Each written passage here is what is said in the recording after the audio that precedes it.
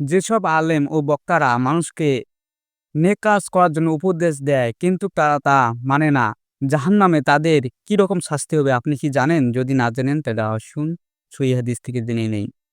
নবীজি সাল্লাল্লাহু আলাইহি ওয়াসাল্লাম বলেছেন, মেরাজের রাতে আমাকে আকাশে উঠানো হলে আমি এমন একদল লোকের পাশ দিয়ে অতিক্রম করলাম, যাদের ঠোঁট আগুনের কাছে দিয়ে কাটা হচ্ছিল।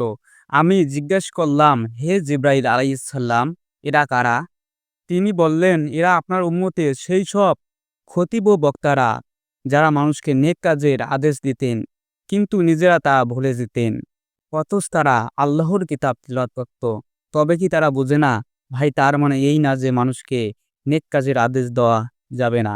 মানুষকে নেক কাজের আদেশ দিতে হবে। কিন্তু যা আদেশ দেব তা যেন আমরাও পালন করি। ভাই, আপনি তো জানলেন, আরেকজন মুসলিম ভাইকে জানানোর জন্য ভিডিওটি শেয়ার করে দেন। আমিন।